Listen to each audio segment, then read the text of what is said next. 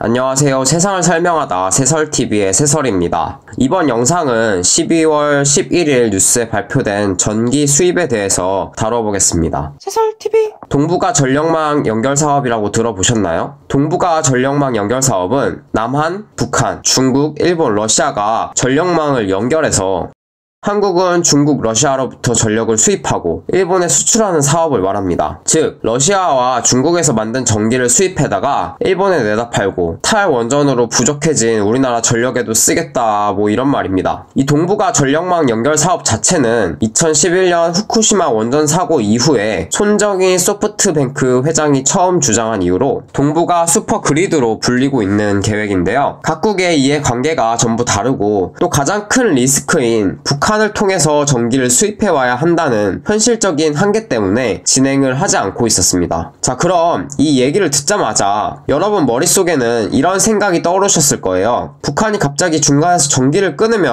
어떻게 하지? 라는 생각이죠. 정말 합리적인 생각이에요. 맞아요. 바로 그 위험 때문에 지금까지 진행을 안 했던 거예요. 잠깐 사설을 하자면 우리나라가 기술이 부족해서 전기를 생산을 못하는 개발도상국이나 후진국이면 모르겠는데 우리나라 원전 기술은 세계 최고 수준입니다. 그런데 문재인 정부가 탈원전을 선언하고 새로운 원전 건설 계획을 다 무산시키고 원전 가동률도 줄였죠. 그래서 올해 여름에도 예비전력 수준이 위험 수준까지 올라갔었어요. 거기에 해외 원전 수출을 거의 확실시했던 우리나라 기업들이 탈원전 정책 때문에 전부 취소되었죠.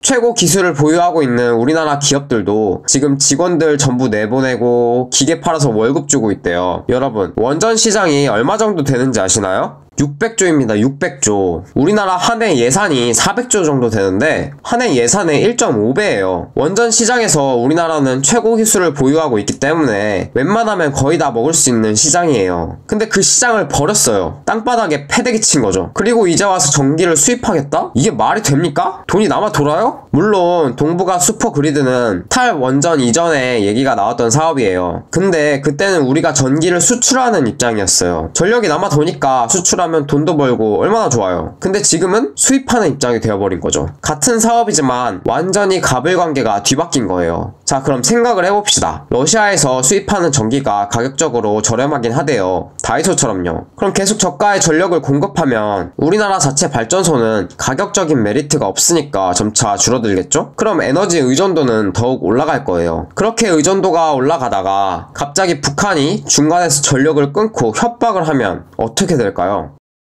도대체 왜 굳이 우리나라 스스로도 잘하고 있고 외국에서 돈도 벌어들일 수 있는 걸 다 망쳐놓는 건지 정말 이해할 수가 없어요. 그래놓고 체코 가서 원전 수출 세일즈한다 쇼하다가 체코 대통령도 못 만나서 실패했죠? 자국에서 불량식품 취급하는 물품을 외국에서 누가 사주겠습니까? 도대체 문재인 대통령은 어느 나라 대통령입니까? 오늘의 요약. 첫 번째, 탈원전으로 우리나라 에너지 자금률 낮아짐. 두 번째, 원전 수출 시장 600조 날림. 세 번째, 부족한 에너지 북한 통해서 수입. 네 번째, 이게 나라냐? 끝.